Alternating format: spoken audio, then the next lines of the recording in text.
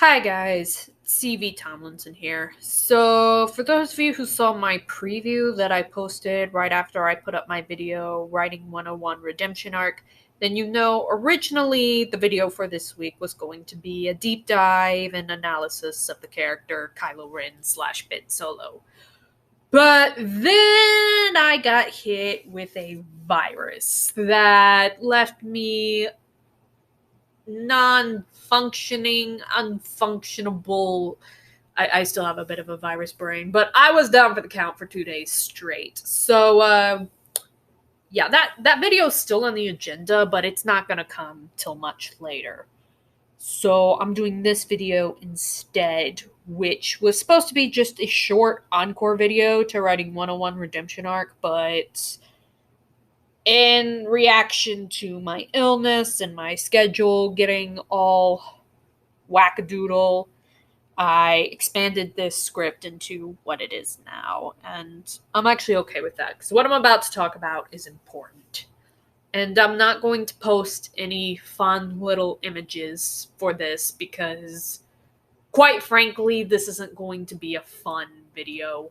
And, heads up, while I'm not going to get grisly or go into any graphic detail, I am going to touch on some sensitive subjects. So if you're easily triggered by mentions of sexual assault or suicide, now would be the time to click away. So if you watched my previous video, Writing 101 Redemption Arcs, then you would have noticed that I went pretty hard on the diamonds from Steven Universe. And while this was mostly done for hyperbolic humor, it did come from a place of genuine frustration. And you're probably wondering why. Well, see, when you go onto any fandom forum, you will inevitably find criticism, which actually you'll find on forum of any kind. At any forum, any topic has its fair share of critics. However, the most common comebacks you see on forums surrounding works of fiction is that, well, it's make-believe, it has no bearing on the real world. Wrong. Art, and yes, TV shows, movies, novels count as art, have always had a bearing on the real world. Don't believe me? I have one word for you. Propaganda. Propaganda is, and I quote, informative, especially of a biased or misleading nature, aka fictional nature, used to promote a particular political cause and or point of view. Now, please don't misunderstand. I'm not saying that Steven Universe or any other work I may reference on this channel is propaganda. I am merely using propaganda as an example of how art has always influenced the real world. All one has to do is study either of the world wars to see the impact propaganda has and still has. For a more contemporary example of this, you can look at Storm Area 51. What started off as a joke on Facebook quickly turned into an online sensation, and while no one actually stormed Area 51, it still resulted in 6,000 people going to a festival in the middle of the desert, a dance party in Las Vegas, the FBI knocking on the creator of the movement's door, and customized Bud Light cans. Yes, that all really happened because of a joke on social media. And while this and the World War propaganda may be extreme examples, the point still stands. Fiction has always influenced the real world. And this is especially true in today's day and age. Why do I say this? Well, in my experience, and I need to emphasize my experience, so if you have a different experience than me in this regard, that's fine. Please share in the comments. Let's have a discussion. But in my experience, the vast majority of people who use fiction is not real as an argument in real life belong to either Generation X or the baby boomer generation. And I'm not trying to turn this into a generational battle, so don't worry, just hang with me. See, back when the Gen Xers and the baby boomers were kids, this was semi-true. Again, art has always influenced real life, but that influence was limited to the living room 30 years ago. Before the internet was readily available, there was only so much media one could consume, which forced people to be social at least a few times a day. So, whatever negative or flawed message a kid may have picked up from a cartoon, there was ample opportunity for that message to be overwritten or rewired by influence from parents, peers, and just general socialization. When it came to millennials, Gen Zers, and now Gen Alpha, the generation that we millennials are raising, that's not really true anymore. See, before, as I said, media was limited to living rooms and movie theaters. Now it's an integral part of daily function, stuck in our back pockets and strapped to our wrists. And this change is compounded by the frighteningly rising number of children who are being raised by Auntie Smartphone and Uncle Tablet. Trust me, I work in the public education system. I've seen it, and guys, it's bad. But this isn't a new phenomenon. It started with my generation, the millennials. I have met full-grown 30-year-old adults who cannot function unless they have their device in their hand or are talking about their favorite anime or YouTube channel. And while this might sound hypocritical coming from a YouTuber, the truth of the matter is, even if I didn't have this channel, this problem would still exist. A history professor of mine once said that we are currently in the third social revolution, and that's true. The first revolution was the literary revolution, which occurred after the invention of written language. The second was the industrial revolution, which happened when complex machines stopped being luxuries and became an everyday part of life. And now we are in the digital revolution. And while all three of these revolutions have been mostly beneficial, there has always been a negative consequence. Reading and writing is great. I'm a huge fan. But learning to read and write takes time. Time a lot of poor working class people simply don't have.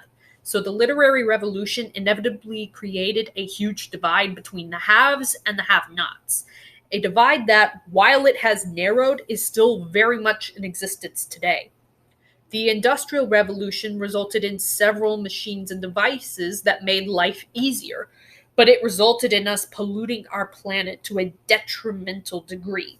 Coal and later gasoline fumes, factories that release toxins into the rivers and lakes, and the invention of plastic towards the very end of the Industrial Revolution have taken over, and again, we're still dealing with these issues. And now we are in the digital revolution, and mental health issues have skyrocketed. My generation, the millennials, and Gen Z have significantly higher rates of mental illness and suicidal thoughts and tendencies than older generations. And I'm willing to bet that Gen Alpha, which is again the generation that my generation is now raising, will too. Why is this? Well, because like us, they have been raised by Auntie Smartphone and Uncle Tablet, who failed to teach them how to function in society, as well as left them vulnerable to bullies at best and straight up predators at worst. So, right about now, you're probably thinking, CV, what does this have to do with redemption arcs, or the diamonds, or writing in general? Well, since Uncle Tablet and Auntie Smartphone are doing a lot of the parenting these days, children aren't learning valuable life lessons from their parents anymore. They are learning it from the media. Now, this has always been true to some degree. Heck, Sesame Street has survived as long as it has because it makes this truth its bread and butter. But back when Sesame Street first started, the media was still largely limited to the living room. Families were still, well, families. Parents still talk to their kids. So if an episode of Sesame Street missed the mark on their life lesson, it was usually okay because mom and dad would sit down and have a conversation with Jack and Jill about how forgiveness is important, but so is protecting yourself. This isn't the case anymore. A lot of kids are getting their life skills from the media and only the media. So when a 10-year-old watches Steven Universe and sees the message that you should always forgive and forget no matter how horrid and disgusting the action in question is, and no one stops to have a conversation with that kid about how that's not realistic, what do you think's going to happen? And before you say, well, what about schools? Shouldn't schools be teaching life lessons to our kids? Isn't that what our tax dollars pay for? Speaking as a public school teacher, we're trying, but we do not have time. See, we have all these state standards we have to meet, and then all these national standards we have to meet. And then we have to make sure each of our kids are reaching these test scores that will determine whether or not we get X amount of funding, which we need to pay for textbooks and school lunches and other needed resources. And while we're trying to meet all three of these beastly standards, I have to make sure that little Tommy in the back isn't huffing expo markers, and that little Judy over here isn't going to stab little Susie in the eye with a pencil because little Judy has a little bit of a tick up here. Remember, mental illness is on the rise, so she's got a tick up here, and little Susie knows that, and little Susie thinks it's fun to provoke little Judy into doing something crazy, but little Susie doesn't realize that that crazy action is going to result in her with a missing eye. And on top of that, I have to translate freaking Shakespeare, into Spanish so that our new kids who have immigrated from Guatemala can understand what the heck we're talking about. And in the middle of all this chaos, I have to stop mid-lesson and chase little Lucy down the hallway to the bathroom to make sure she doesn't cut her wrist and try to kill herself, because little Lucy has been locked up in the mental hospital 3 times for suicidal thoughts just this year alone. And if that all sounds strangely specific, it's because it is. Because outside of the names, which I have changed, and the country of origin for those 3 immigrant kids that I have changed for confidentiality reasons, that was a small glimpse into my day-to-day life as a public school teacher.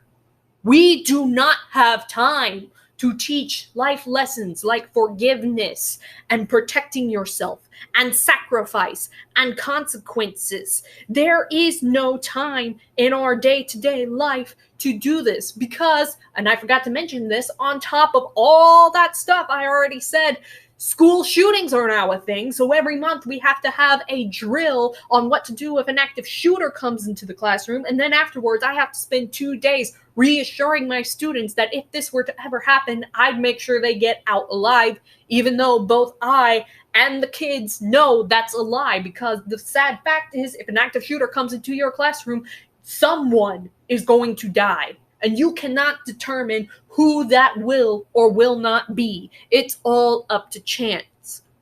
So to recap, parents don't make time to teach life lessons to their kids. Teachers don't have time to teach life lessons to kids. So kids are learning these lessons straight from the media with no filters whatsoever if they learn these lessons at all. So what does that have to do with us aspiring writers?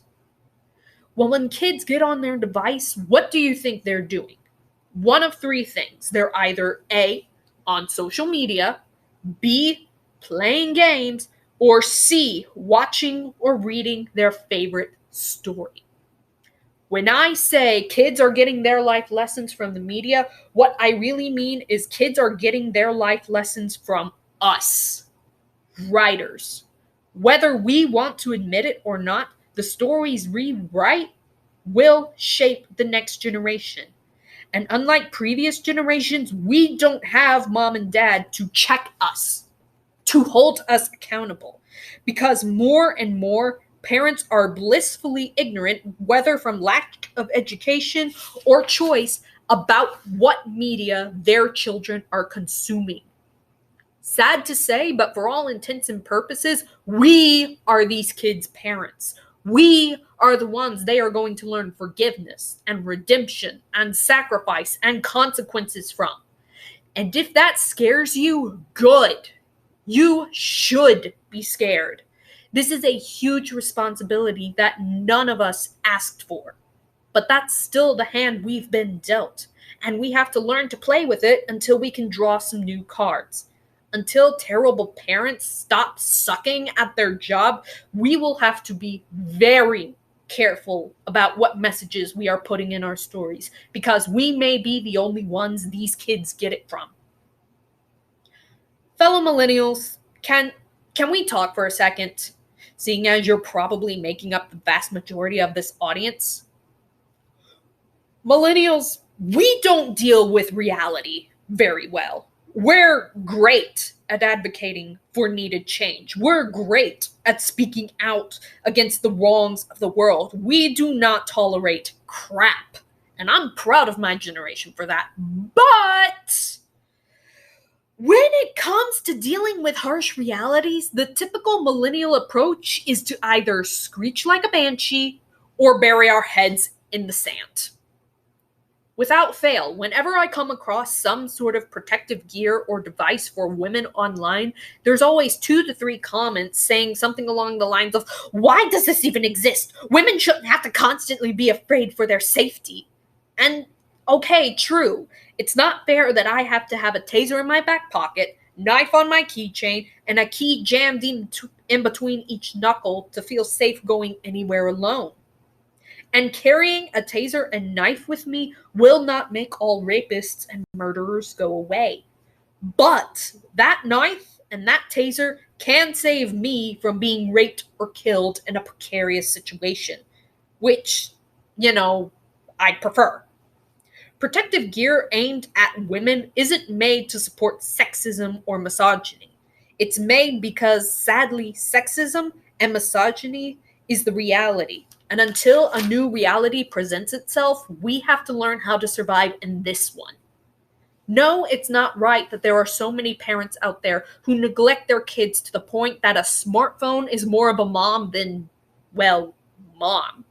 But until we find a way to fix it, this is the reality we are dealing with.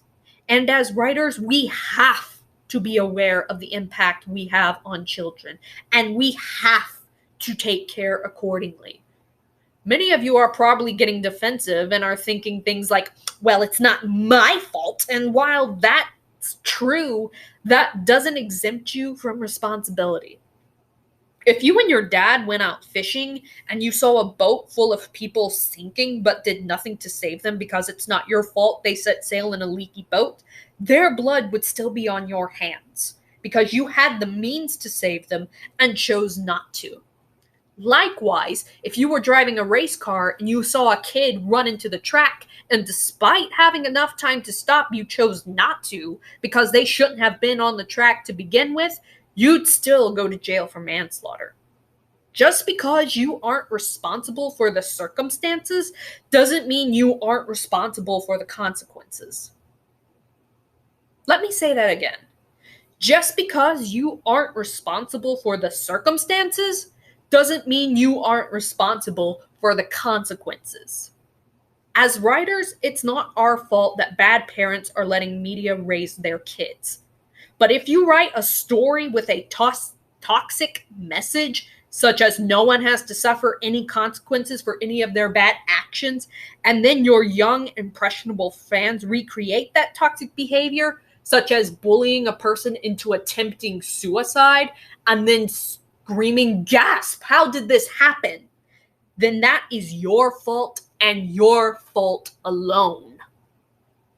I'm not saying Rebecca Sugar is a bad person, and I'm not even saying that Steven Universe is a bad show. What I am saying is that Rebecca Sugar is woefully unaware of the impact she's having, whether out of choice or just lack of education. And that is not good. In today's day and age, that's not acceptable. Writers, we have to be aware of our impact, and we have to act accordingly. And if this sounds like something you don't want to deal with, then I have a simple solution for you. Don't be a writer. I'm CV Tomlinson, and this has been my Soapbox.